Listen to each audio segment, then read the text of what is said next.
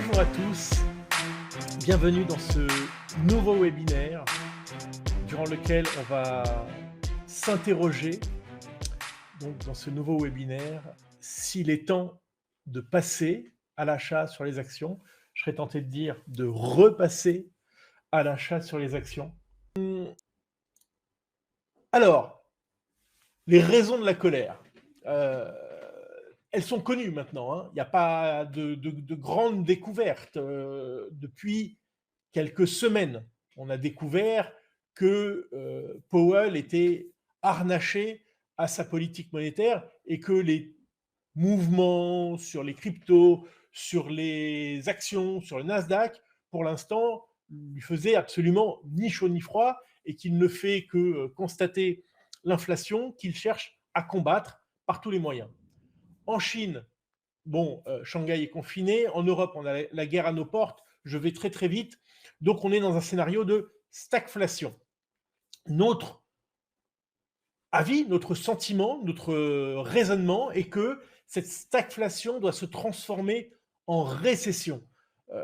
Et ça, pour l'instant, c'est pas ce que dit le marché. Et donc, quand on a un avis différent des hypothèses implicites du marché, bah, c'est absolument là qu'il faut en profiter parce que ça veut dire que vos hypothèses ne sont pas pricées dans le marché.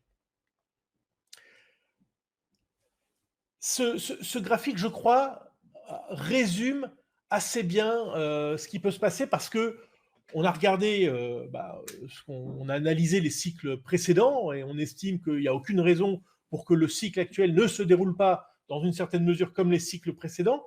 Et alors, qu'est-ce qu'on voit sur le graphique bleu ciel, c'est le PIB US. En jaune, le CPI, l'inflation américaine. On est depuis les années 50-60.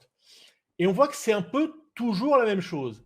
C'est-à-dire, lorsqu'on a une envolée de l'inflation, une hausse vigoureuse de l'inflation ici,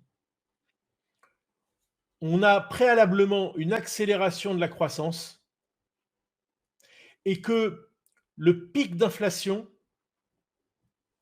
se situe au moment où la croissance a déjà été, le mot est un peu fort, mais c'est un peu ça, a déjà été tuée par la Banque centrale.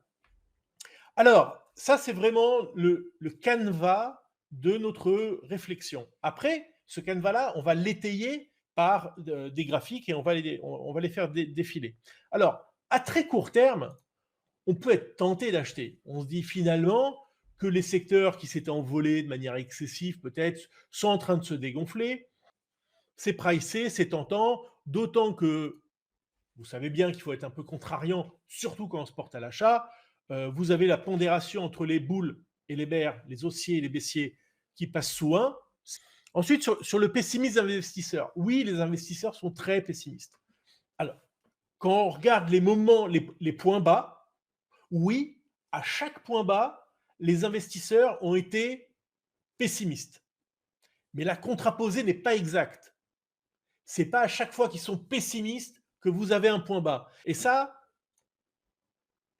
ensuite, un autre indicateur de pessimisme sur les marchés, c'est le pourcentage. Je crois que c'est la première fois que je vous le montre celui-là. C'est le pourcentage de titres du S&P 500 qui sont sous leur moyenne mobile de 100 jours. Ça, le tarif, ça a été des baisses du S&P, alors qui sont relativement variables. Moi, j'ai envie de prendre les plus récentes parce que c'est ce qui nous parle le plus. On est entre 34% et 55%. Et aujourd'hui, la baisse du S&P 500, c'est moins 17. Donc, je dis qu'aujourd'hui, le combat de la Fed contre l'inflation ne coûte pas cher encore au marché d'actions quand on le voit baisser de 17%.